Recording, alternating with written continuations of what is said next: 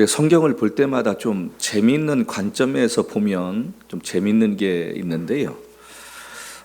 성경에 하나님께서 나오는 사람 가운데 이름을 2번씩 부른 사람이 있습니다.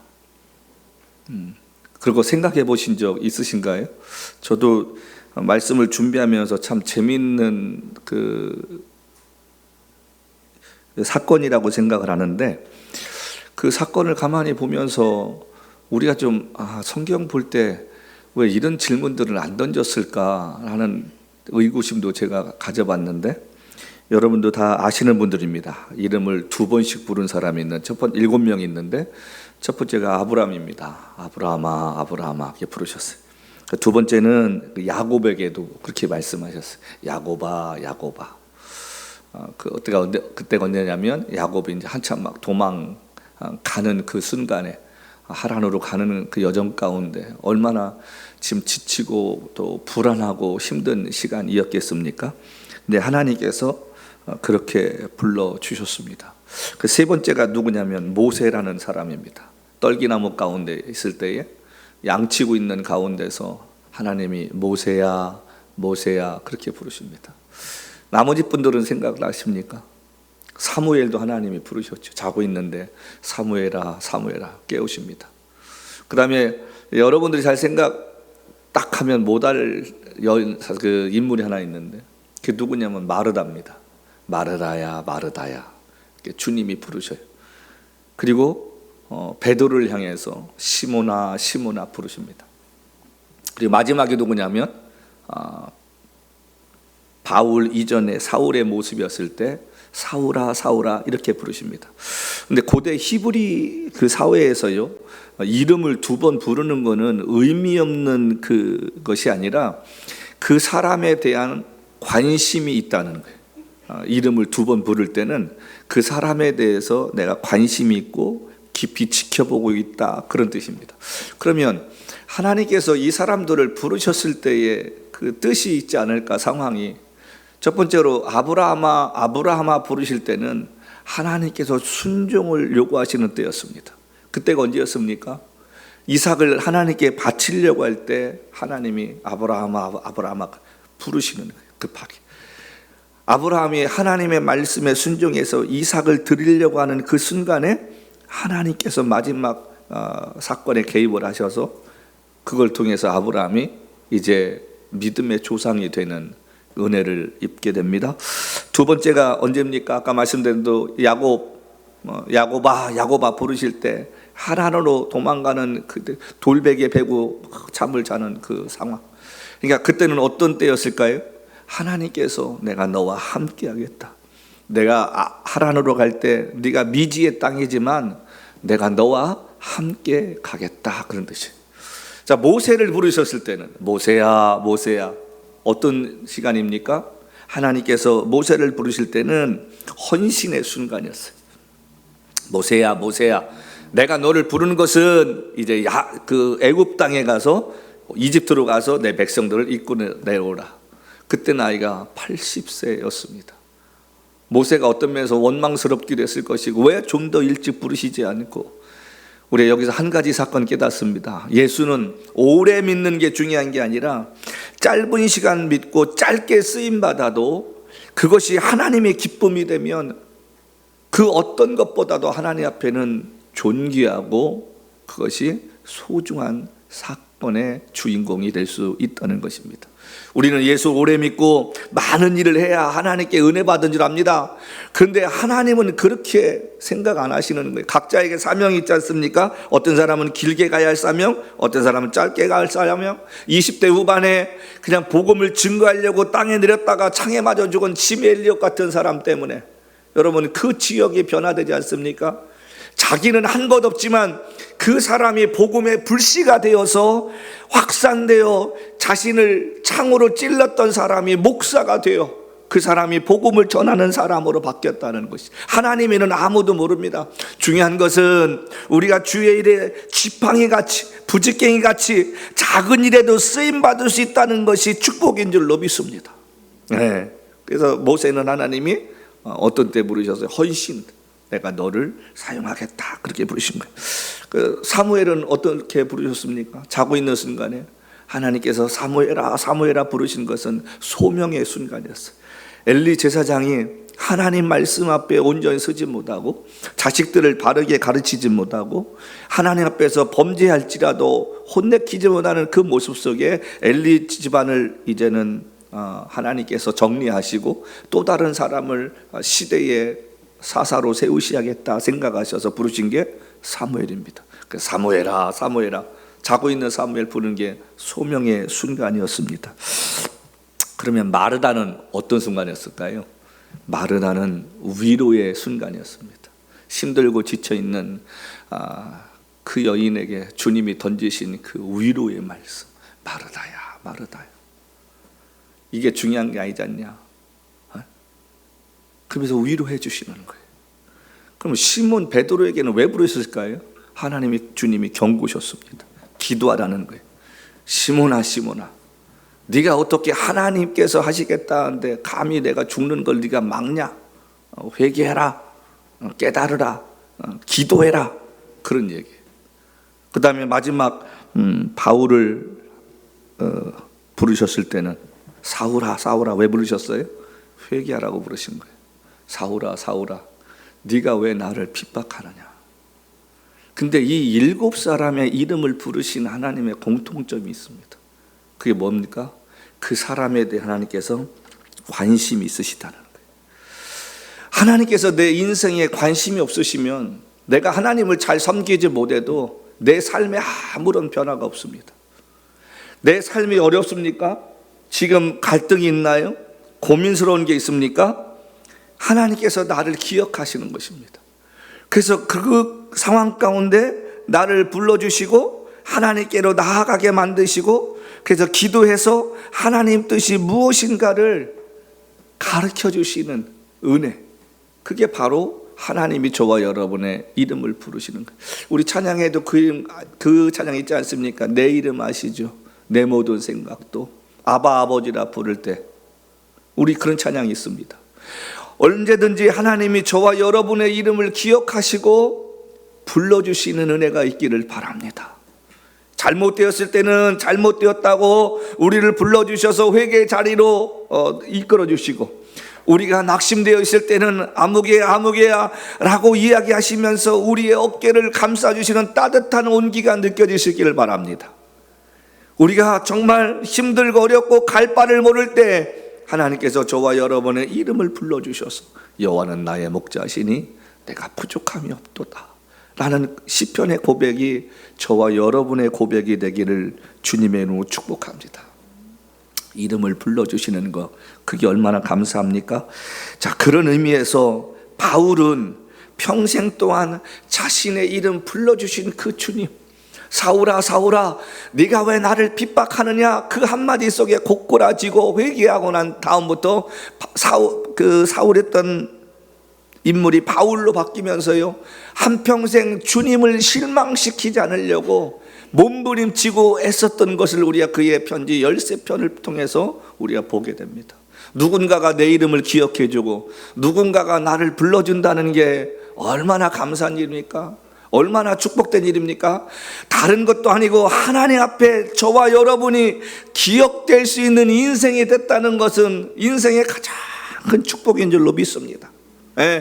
바울은 그거 주님 앞에 실망시키지 않으려고 내 이름을 불러주신 주님 앞에 내가 최선을 다해서 달려가자, 그의 사역 우리가 쭉 보지 않습니까? 자, 그런 의미에서 오늘 여기 바울의 삶이 어땠는가, 우리가 이 말씀을 통해 보면서 무엇이 행복한 인생일까? 성도 여러분, 우리가 예수님께로부터 사도라는 일, 그러니까 어떤 일을 하기 위해서 불림받았다는 거잖아요. 이 사도라는 그 헬라어의 뜻은 그 보내심을 받았다, 그런 뜻이에요.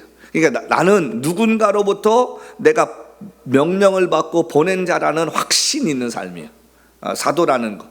그래서 내가 사도가 되었다는 그 바울의 고백은 주님으로부터 이러한 일을 위임받아서 내가 너희들 앞에 이렇게 하고 있다는 거예요. 저와 여러분은 이 땅에 사는 동안에 하나님의 거룩한 일을 위해 부름받은 줄로 믿습니다. 그리고 그 부르심 가지고 세상을 향해 나가라고 주님께서 저와 여러분들에게 사명을 주시고 또 우리의 이름을 기억해 주시는 사실이라는 거예요. 그 바울은 그 사실을 깨달았기 때문에 그의 인생이 흔들리지 않았다는 것입니다.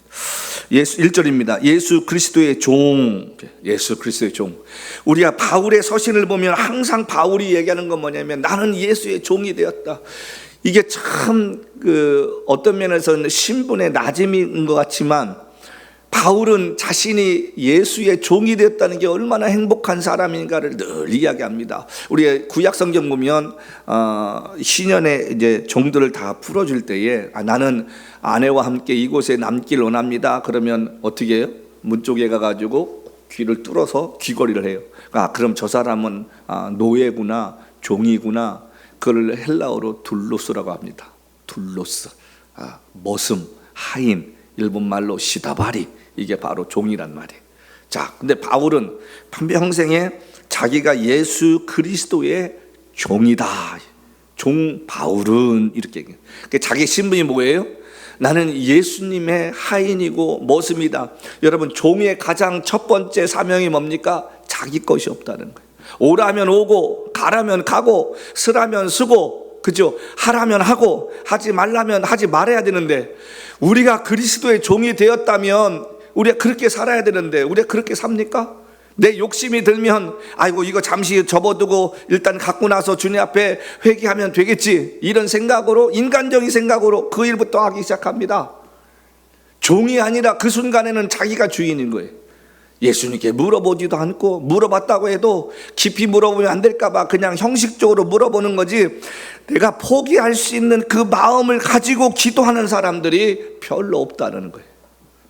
그 종의 자세가 아니지 않습니까? 그리고 나중에 회개하면 된다라고 생각들 하는 거예요. 바울은 지금 말합니다. 예수 그리스도의 종 바울은 사도로 부르심을 받았다. 자기가 어떤 삶을 사느냐면 사도로 살아가는데 어떤 일을 하기 위하냐면 하나님의 복음을 위하여 택정함을 입었다. 선택되었다는 것입니다. 많은 사람들이 인생 살아가면서 혼란스럽고 힘들어하고요, 믿음 생활하면서도 작은 것 때문에 낙심하고 흔들리는 그 이유가 뭐냐면 목표가 없기 때문에 그러는 거예요.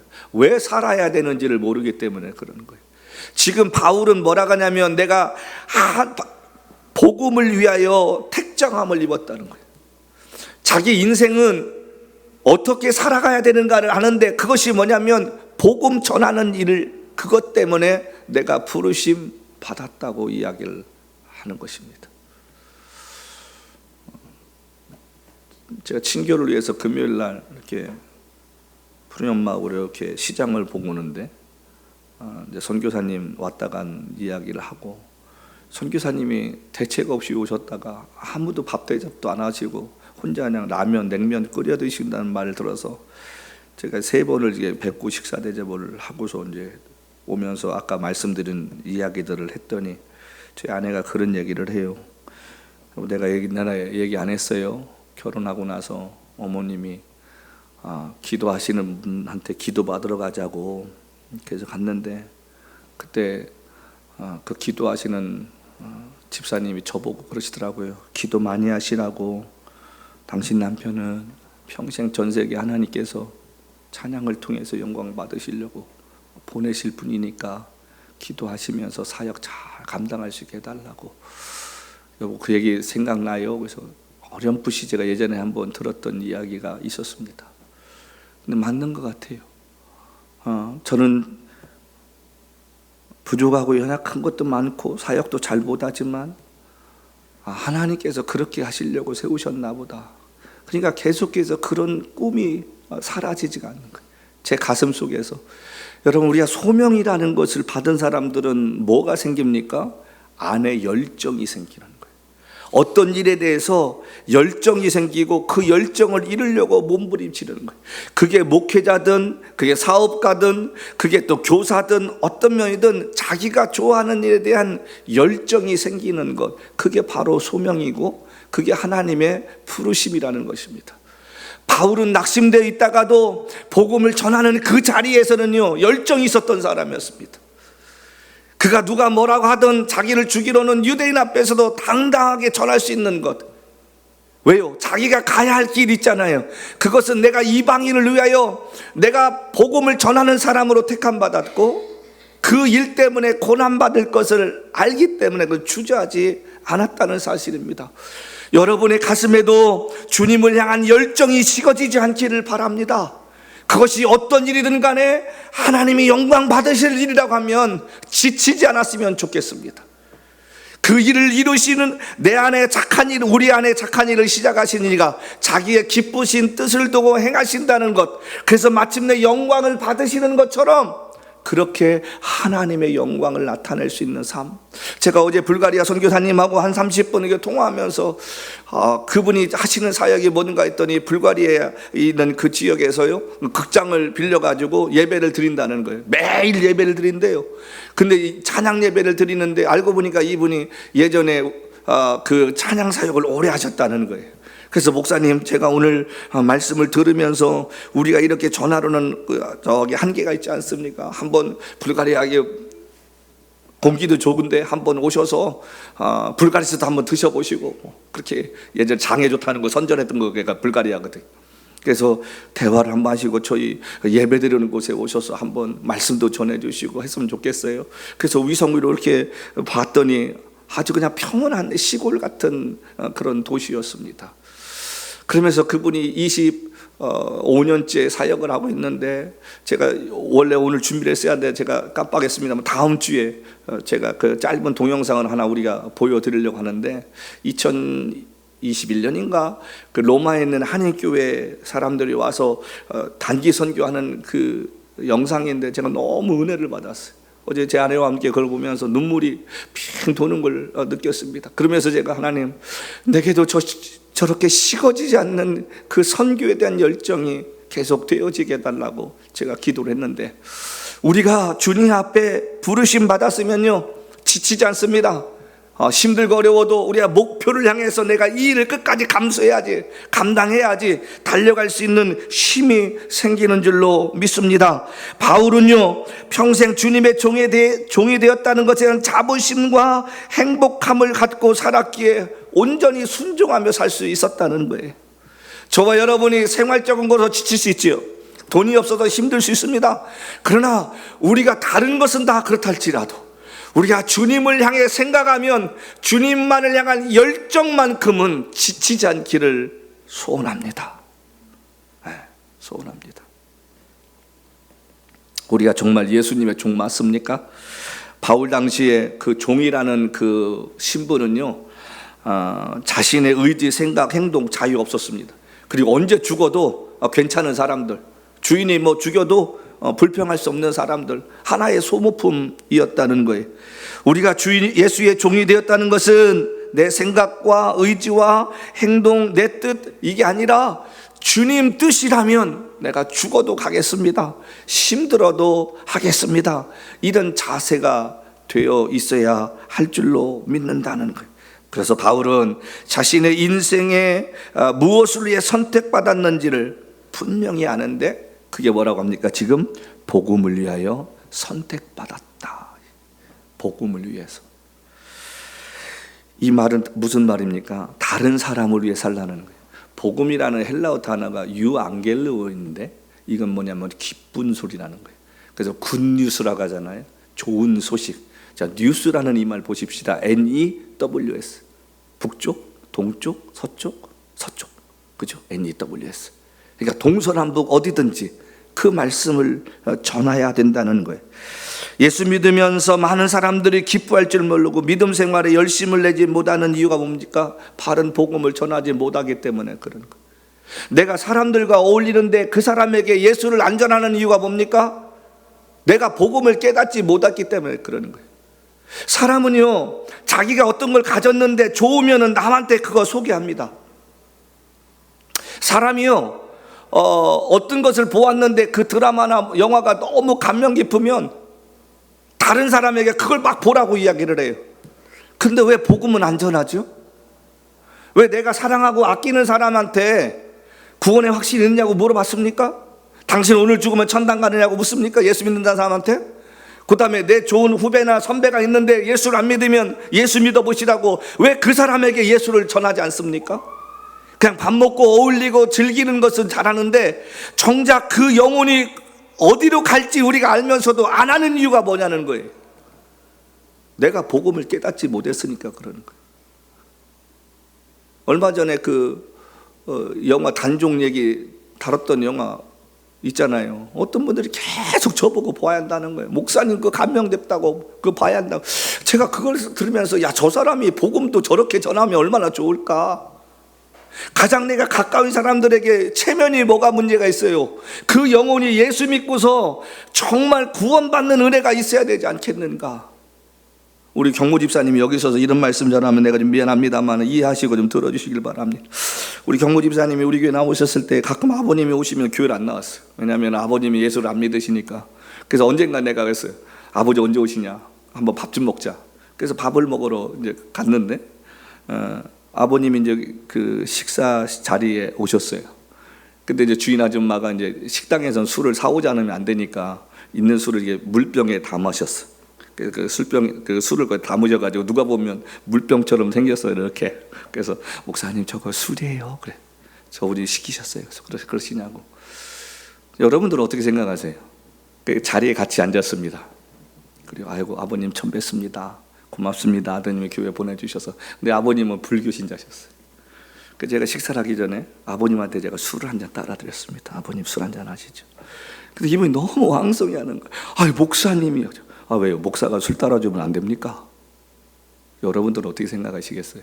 야 우리 목사가 술도 따랐대. 야, 경거치 못하게. 저는요 술 따라서 한 사람 구원하셨으면 10번이라고 따릅니다. 이렇게. 근데 그분은 그때 이제 마음이 열리셨어요. 이렇게 얘기하시고 제가 한국 갈 때마다 어떤 때는 공항도 나오시고 그 먼 거리에 오셔서 식사도 같이 하시고 이렇게 얘기를 나누는 상황이 됐습니다. 그러면 제가 어느 날부터 그분을 기도하기 시작했습니다. 하나님, 아들도 예수 믿는데 아버지도 예수 믿게 도와달라고. 근데 딱 3년 됐는데 그분이 교회를 다니시는 거예요.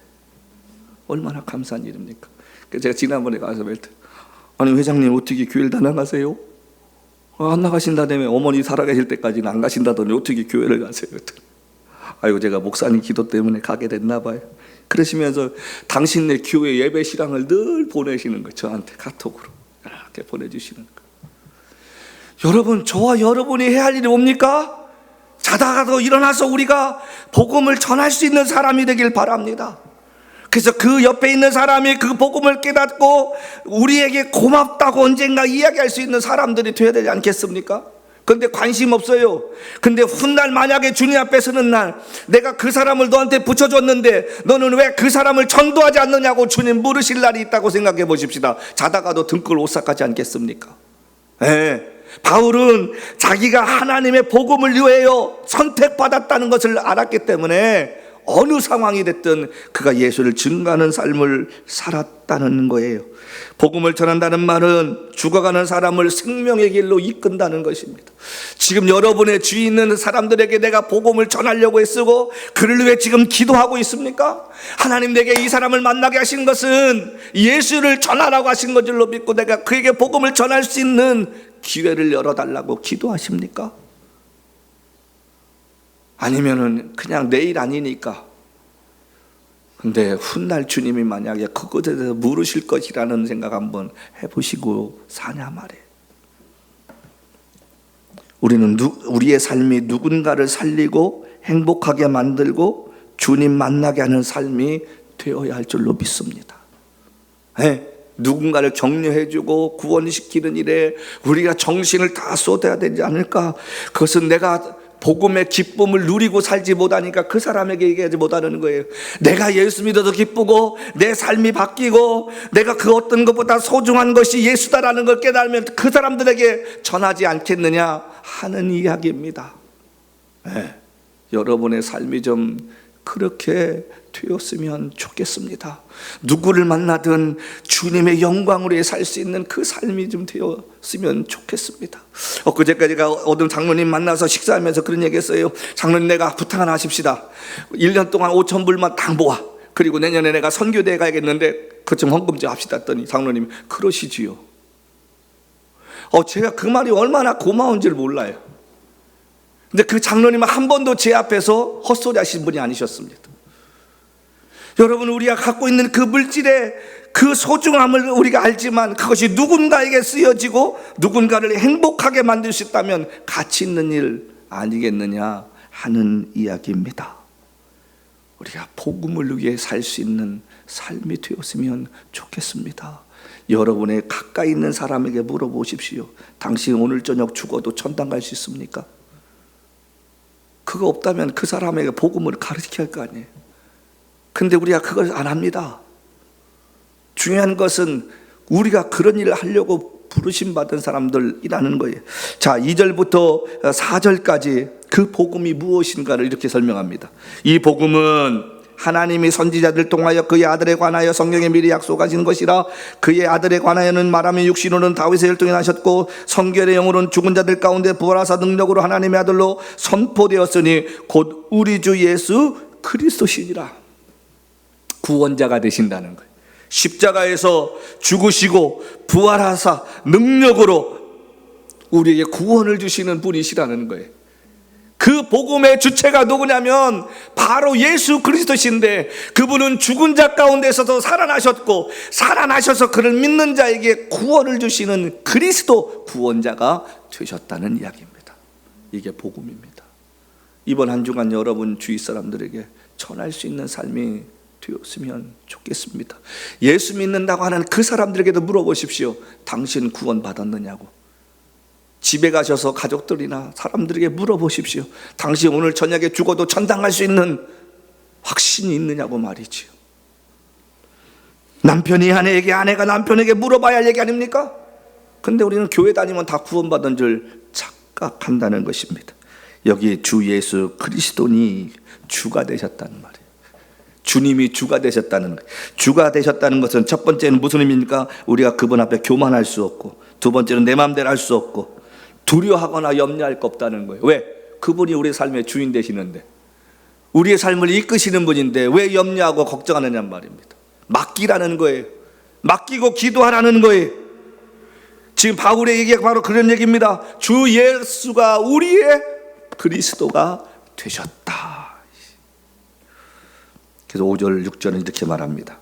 그로 말미암아, 예수님입니다, 우리가 은혜와 사도의 직분을 받아 그의 이름을 위하여 모든 이방인 중에 믿어 순종하게 하시니. 여기 이 말씀 기억합니다. 우리가 은혜와 사도의 직분을 받았다. 은혜와 사도의 직분 받았다. 여러분은 어떤 직분 받으셨나요? 집사라고 하면 집사답게 살아야 되지 않겠습니까? 예의 있게 살아야 되지 않겠어요? 세상 앞에서 본이 되는 삶을 살아야 되지 않겠습니까? 우리가 적어도 예수 믿으면 어디 가서 욕먹는 일은 하지 말아야 되지 않을까요? 제가 지난 한 주간은 정말 예의가 뭔가를 생각하는 한 주간이었습니다. 우리 교인들은 그런 분 없겠습니다만은, 제가 화요일 날 인턴하러 온 아이들이 집을 옮기고 나서 어떻게 사는가를 좀 보려고 얘기하다가 점심을 같이 먹게 되었습니다. 점심을 먹는데 식사를 마치고 나서 이제 계산을 하려고 했더니 사장님이 오시더니, 목사님, 옆에 있는 사람 테이블에서 다 계산하셨어요, 팁까지. 근데 제가 보니까 누군지 저 잘 모르는 분이에요. 저희 딸하고 아내하고 같이 있었는데, 제가 일어나서 죄송하지만 누구신데 제 밥값을 계산해 주셨을까요? 했더니 뭐 누구 이름을 대시면서 그분 아시는 분입니다 그래요. 근데 제가 61평생을 살아오면서 그날처럼 제가 수치감과 모욕감을 가진 적이 없었어요. 그분은 저를 알았지만 저는 그분을 모르잖아요. 그러면 목사가 일어나서 인사를 드리고 경륜을 묻는데 태도가 어떤 태도냐면 의자를 딱 뒤로 하시더니요, 딱 이래서 누구요? 분이도 교회를 다니신다는 것 같은데. 여러분, 제가 대우받자는 게 아닙니다. 그분이 제가 목사인 걸 알아요. 그러면 초면에 일어나셔서 목사님 제가 누군데요? 누구 친구 됩니다. 근데 목사님 지난번에 한번 목사님 기억 못 하신대요. 제가 뵌 적이 있습니다. 그래서 오늘 반가워서 제가 식사를 해봤습니다. 이렇게 하면 저도 얼마나 고맙고 그게 오래 갑니까? 너무 뭐 식구도 있고 아이들도 있고 해서 아무 소리 안 하고 집에 와서 그 가게 사장님한테 전화를 했어요. 사장님, 오늘 나온 밥값이 얼마 됩니까? 근데 많이 나오지도 않았어요. 지금 캔슬하시고 제 카드로 다시 결제해 주세요. 그랬더니 사장님 극구 말리시는 거예요. 목사님 이미 마감이 됐기 때문에 그렇게 하시면은 그렇게 한다고 그 사람 고마워하겠습니까? 알았다고 그러면 내가 현찰로 하겠다. 막 뭐라 하시는, 그렇게 하지 마시라고. 제가 그러면서 이렇게 되돌아서 그날 그 생각을 했어요. 나는 누구에게인가 그렇게 안 할까? 내가 베푸는 것도 여러분 겸손함이 있고요, 예의가 있는 거잖아요. 제가 그날 밥을 먹고 속을 썩었더니 배탈이 났어요. 밤에 너무 마음이 참 이렇게 아프더라고요. 그래서 내가 주일날 꼭 우리 성도들한테 해야겠다. 여러분들 어디 가서 절대로 예의 없는 행동하지 마십시다. 거지에게도 뭘 줄 때도 우리가 그 사람의 자존심 안 건드리고 위로하고 격려하는 게 돼야지. 교회라는 것은 여러분 배우러 오는 곳 아닙니까? 모든 성경은 하나님의 말씀으로 된 것으로 교훈과 책망과 의로 교육하기에 유익하나니 이는 하나님의 사람으로 온전케 하기 위함이라. 나이든 저도 요즘 배우는 게 많습니다. 하늘이 보고도 제가 깨닫는 건 많습니다. 우리가 적어도 예수 믿으면서 누군가에게 선행을 베풀 때는 그 사람의 마음을 감동시키는 자가 돼야지, 그 사람의 마음을 아프게 하고 무시하는 사람 되면 안 되지 않습니까? 우리가 무례한 기독교인이라는 책이 나오는 것처럼 우리가 적어도 예수 믿으면 삶으로, 행동으로 세상 사람들에게, 믿는 자들에게 본이 되고 귀감이 되는 삶을 살아야 되지 않을까? 바울은 그렇게 사는 사람이었습니다. 사도답게 고통을 당하고 핍박을 당해도 예수님 의지하고 누구 원망하지 않고 스스로 복음을 위한 제물이 되는 그 일을 주저하지 않았던 사람이었습니다. 그래서 그의 삶을 통해 디모데 같은 훌륭한 믿음의 영적 자녀가 생기게 됐고, 많은 사람들이 바울처럼 살려고 애썼던 것을 본다면 오늘 저와 여러분의 삶도 그런 삶이 돼야 되지 않겠느냐 하는 이야기입니다. 여기 지금 5절부터 6절 부르심을 받은 자라고 지금 바울이 이야기합니다. 그 부르심, 여기서 기억할 것은 내가 자원한 삶이 아니라 하나님께서 저와 여러분을 택하셔서 그 일을 하게끔, 여기 말씀 뭐라고 했습니까? 믿어 순종케 하나니 너희도 그들 중에 예수 그리스도의 것으로 부르심을 받은 자니라. 내가 주님 앞에 하겠다고 언신한 게 아니라 하나님이 저와 여러분을 불러주셨다는 거예요. 그것이 작든 크든 하나님의 나라를 위해 우리를 쓰여지게끔 불러주셨다는 게 얼마나 감사합니까? 많은 목사들이 한 번 정도 일생에 부흥이 한 번 나가게 달라고 기도합니다. 하나님 앞에 쓰임받게 해달라고 기도합니다. 다 쓰임받습니까? 다 쓰임받지 못합니다. 저와 여러분의 인생 가운데 아까 말씀드린 선교회 일에 하나님 앞에 우리가 쓰임받을 수 있다는 것이 있다면 그 얼마나 감사한 일입니까? 누군가를 변화시키고 누군가를 격려해주고 위로해주는 삶을 살 수 있다는 것, 그 도구로 쓰임받을 수 있다는 게 얼마나 감사합니까? 아까 말씀드린 그 선교사님께서 마지막 통화 끝날 때 하셨던 말씀이 제가 참 뇌리에 남아요. 목사님, 그날 저희가 19년 전에 목사님 큰 기대하지 않고 저희가 집회 참석했었는데 목사님 마지막 가족들을 위해 기도해 주셨던 거 기억하십니까? 지금도 가끔씩 선교사들끼리 만나서 이야기하면 목사님네 팀을 이야기합니다. 그때 저희 선교사 가족들끼리 자녀를 위해, 부모를 위해 기도하며 눈물 쏟으며 우리가 250명이 기도했던 그 현장을 우리가 잊지 못하고, 어느 순간 그 아이들이 중전의 아이들이 되어서 가끔 부모들한테 그때 내가 엄마 아버지께 내가 용서를 구하고 두 분 머리 위에 내가 축복 기도했던 거 기억하시냐는 이야기할 때마다, 회자 될 때마다 목사님 생각이 났는데 이렇게 다시 연락되어서 정말 감사하다고 말이죠. 저는 모르겠습니다. 지난 33년 동안 제가 주 앞에 쓰임받는다고 생각하고 달려왔는데 나는 기억 속에 없는데, 하나님께서는 그때 그 자리에서 은혜 받았던 사람들이 어느 자리에서든가 하나님의 일을 하고 있으면서 내가 그때 그 집회 속에서 은혜 받고 이렇게 되었다고 하면 저는 그것이 보람이고 그것이 기쁨으로 남는다는 사실입니다. 우리가 가장 행복한 것, 인생에서 무엇일까? 그것은 하나님 손에 쓰임받는다는 것입니다. 크든 작든 나를 통해서 하나님이 어떤 일을 하신다는 게 얼마나 귀한 일입니까? 하나님의 일을 위해 택함받고 쓰임받는다는 삶이 얼마나 귀합니까?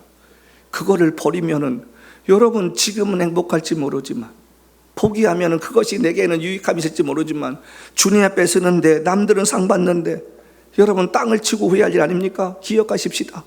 하나님은요, 내가 안 한다고 할 때 웬만하면 나를 억지로 데리고 가지 않습니다. 다른 사람을 택하셔서 쓰시는 거예요. 엘리야가 주여 나를 죽여 주옵소서 못 살겠습니다. 하나님이 그거 들으셨어요. 그리고 얼마 후에 그의 사명을 끝내시고 엘리사를 대치하시는 걸 봅니다. 여러분, 저와 여러분의 인생이 하나님 앞에 쓰임받는 것 누군가에게 뺏기지 않기를 바랍니다.